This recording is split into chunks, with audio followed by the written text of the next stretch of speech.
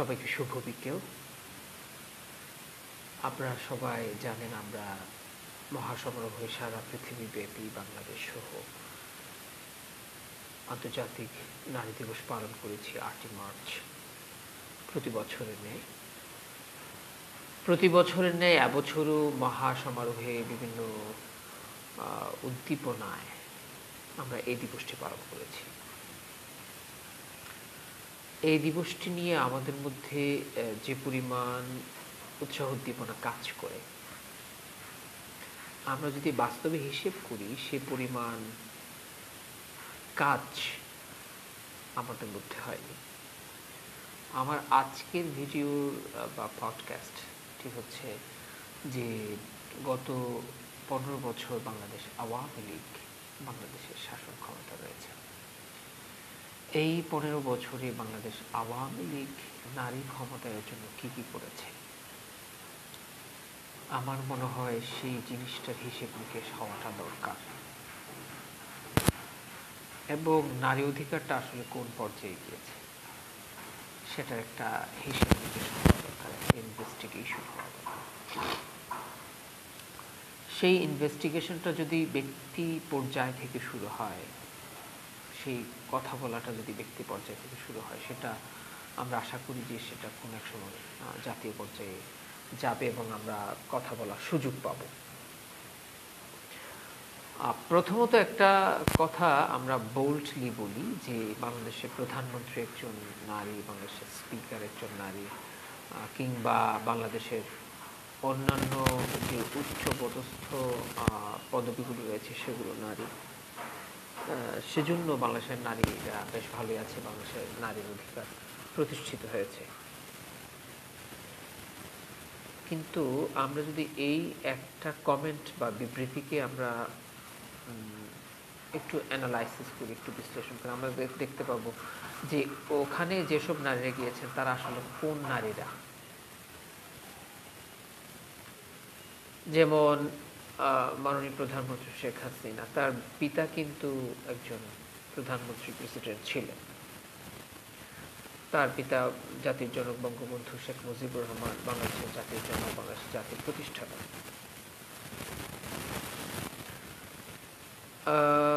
Doctor Shirin Sharmin Chowdhury, তার বাবা এবং মা দুজনই খুব সম্ভব সচিব ছিলেন। আবার দেখা যাবে যে বিশ্ববাহায়া এরশাদের স্ত্রী বেগম রওশন এরশাদ এমপি, উনিও কিন্তু বিশ্ববাহায়া এরশাদের স্ত্রী। আমাকে এমন কিছু উদাহরণ দেখান যেখানে একজন নারী তৃণমূল থেকে উঠে এসে সংগ্রাম করে এই পথটুকু প্রতিষ্ঠা করেছে। কারণ আমরা যখন নারীর কথা বলি তখন সেখানে 99% বা শতকরা 99% নারী হচ্ছেন তৃণমূল নারী, খেটে খাওয়া নারী, গ্রামের নারী, বস্তির নারী। আপনার একটা গার্মেন্টস ইন্ডাস্ট্রি বা একটা পোশাক কারখানায় একটা সিঙ্গল একটা ফ্লোরে যে পরিমাণ নারী কাজ করে, বাংলাদেশের অতজন নারী সচিব, নারী ব্যাংকার, নারী ব্যারিস্টার, নারী অ্যাডভোকেট মিলিয়ে ততজন হবে। তো আপনি যখন নেসেসারিলি নারী ক্ষমতায়নের, নারী অধিকার প্রতিষ্ঠার রেফারেন্স দিতে গিয়ে আপনি বা আমি যখন অতীব ক্ষমতা সম্পন্ন নারীদের উদাহরণ দেব যে এইসব নারীরা এই জায়গায় পৌঁছে গিয়েছে, তারা কিন্তু সেই রেফারেন্সটার মধ্যে থাকা নারীরা বা সেই রেফারেন্সটা আপনার মেজরিটি নারীকে কিন্তু প্রতিনিধিত্ব করছে না বা রেপ্রেজেন্ট করছে না। তাহলে আমরা এই প্রথম বিবৃতিটা যেটা আমি বলেছিলাম যে জনগণ বলে যখন নারী ক্ষমতায়নের কথা আসে তখন বলে যে বাংলাদেশের প্রধানমন্ত্রী নারী, বাংলাদেশের স্পিকার একজন নারী, সংসদের বিরোধী দলীয় নেতা একজন নারী, তাহলে বাংলাদেশের নারীর স্বাধীনতা বা নারীর অধিকার যথেষ্ট প্রতিষ্ঠিত হয়েছে।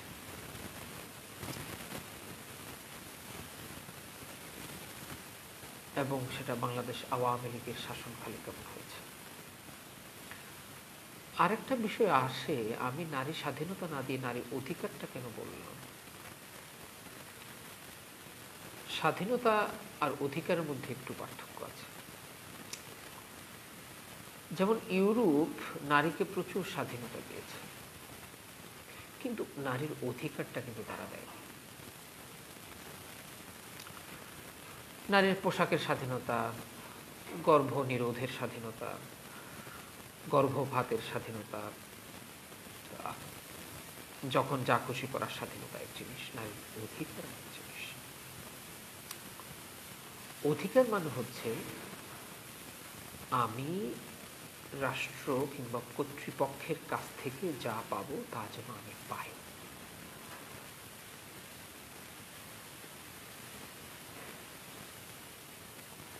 আর নারী অধিকার মানে হচ্ছে একজন নারী হিসেবে আমি যে অধিকারগুলো পাওয়ার কথা সেই অধিকারগুলো যেন আমি পাই। তাহলে স্বাধীনতা হচ্ছে আমি গর্ভধারণ করব না করব না, গর্ভপাত করব কি করব না, সেটা হচ্ছে স্বাধীনতা। আর অধিকার হচ্ছে এই স্বাধীনতা উদযাপন করার অধিকার।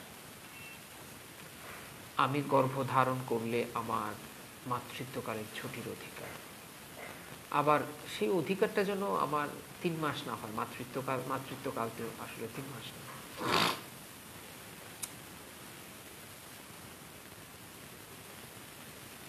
এখন বাংলাদেশ আওয়ামী লীগের আমলে দ্বিতীয় যে বিষয়টা আমি বলবো সেটা হচ্ছে নারী অধিকার জিনিসটাকে ইনস্টিটিউশনালাইজেশন করা হয়নি, এটাকে অফিসিয়াইজেশন করা হয়েছে। এটাকে বিভিন্ন অফিসে অফিসে এটাকে ছড়িয়ে দেওয়া হয়েছে, কিন্তু প্রাতিষ্ঠানিকই করা হয়নি, এটাকে অফিসীকরণ করা হয়েছে। অফিসীকরণ বলতে আপনি প্রত্যেকটা অফিসে নারী দিবস উদযাপন করছেন, কিন্তু সেই অফিসে কিন্তু নারী সহকর্মীদের জন্য কোনো আপনার আলাদা টয়লেট নেই। নারী দিবসের দিন আপনি পার্পল কালারের ব্যাজ ধারণ করছেন এবং সেই প্রতিষ্ঠানেই সেই সিস্টেমেই কিন্তু নারীদের জন্য কোনো ব্রেস্ট ফিডিং কর্নার নাই। নারী অধিকারের কথায় আপনি ফেনা তুলছেন, আলোচনা সভা করছেন অফিসে, আপনার কর্মস্থলে, সরকারি কর্মস্থলগুলোতে, কিন্তু সেই অফিসে নারীদের জন্য আলাদা প্রার্থনা কক্ষ নাই। ব্যাপারটা এমন যে পুরুষরা নামাজ পড়বে, নারীরা পড়বে না, পুরুষরা নামাজ পড়ে, নারীরা পড়ে না, পুরুষরা দুপুরে আরাধনা বা প্রার্থনা করে, নারীরা করে না বা করবে না। এই যে ধরে রাখা নারীদের এটা বোধ হয় দরকার নেই, নারীদের এটা বোধ হয় দরকার নেই, নারীদের এটা দরকার পড়ে না বোধ হয়, এটাই হচ্ছে অধিকারকে অস্বীকার করা। এবং বাংলাদেশ আওয়ামী লীগের আমলে অনেকগুলো উন্নতি হয়েছে, আমি উন্নতির কথাগুলো বলবো না, কারণ অবনতির কথাগুলো বা গ্যাপের কথাগুলো বললেই সমাধান বেরোনো সম্ভব। আর উন্নতির কথা বললে শুধুমাত্র আপনি বাহবা করছেন, আপনি সরকারকে তেল মালিশ করছেন। আমার সরকারকে তেল মালিশ করার দরকার নেই, কারণ সরকার থেকে আমি কিছু নেব না। আর সরকারকে তেল মালিশ করার মাধ্যমে আমার প্রমাণ করার দরকার নেই যে আমি বাংলাদেশ আওয়ামী লীগকে সমর্থন করি, কিংবা বঙ্গবন্ধুর একনিষ্ঠ কর্মী, কিংবা শেখ হাসিনা আমার খুব কাছের মানুষ, প্রিয় মানুষ। এটা আমার প্রমাণ করার দরকার নেই। এখন তৃতীয় যে বিষয়টা, সেটা হচ্ছে নারী অধিকার মানে হচ্ছে নারীর স্বাধীনতা, স্বাধীনতা দেওয়া, সেটাও কিন্তু একটা নারীর অধিকার। তো আপনি দেখবেন যে বাংলাদেশ আওয়ামী লীগের আমলে বাংলাদেশে সবচেয়ে বেশি নারীদের মধ্যে রেডিকালাইজেশন বা মৌলবাদ কার্যক্রমে জড়িয়ে পড়াটা বেড়েছে। এটার কারণ আমি কোনো স্পেসিফিক কারণ বিশ্লেষণে যাব না,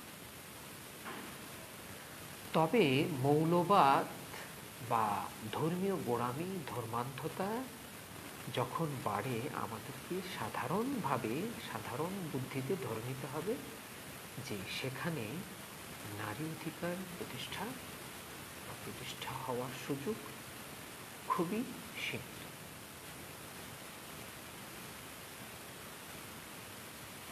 এবং এই সীমানাটা বাংলাদেশ আওয়ামী লীগের আমলে এটা অনেকটাই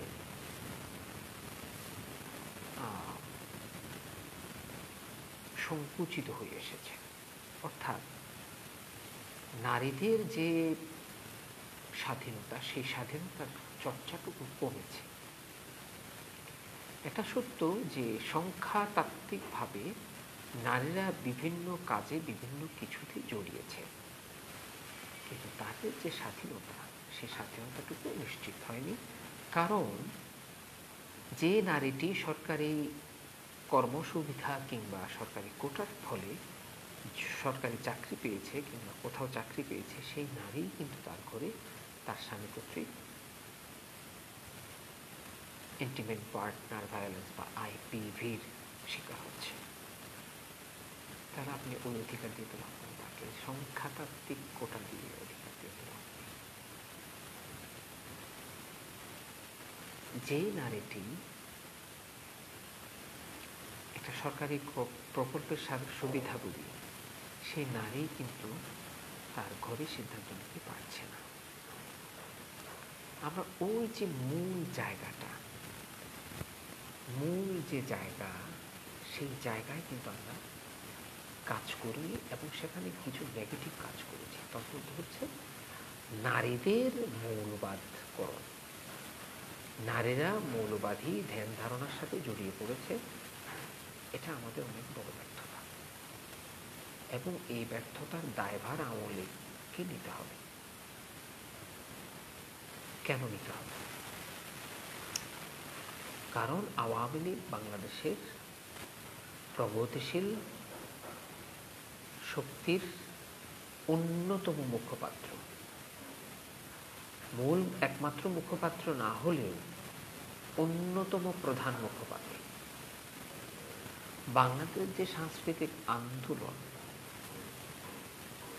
আমাদের যে জাতিসত্তার বিকাশ, সেই জাতিসত্তার বিকাশে আওয়ামী লীগের একটা অবদান রয়েছে।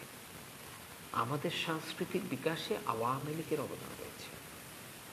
শুধু তা নয়, আমাদের যে সাংস্কৃতিক পরিচয়, আমাদের যে জাতিগত পরিচয়, সেটার যে আবার আইনি পরিসীমায় সেটাকে নিয়ে আসা, সেই জায়গায় কিন্তু আওয়ামী লীগের অবদান রয়েছে।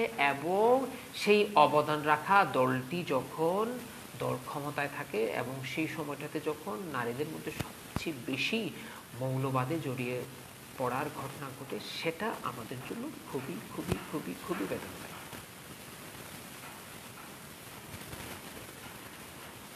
মূলত এই কথাটা বলার জন্য আজকে আমার লাইভটা। 8ই মার্চ শেষ, আরও একটা 8ই মার্চ আসবে, কিন্তু হিসেবের খাতায় আমরা যেমনিভাবে লিখব যে নারী অধিকার প্রতিষ্ঠিত হয়েছে, বাস্তবে যেন সেটা হয়।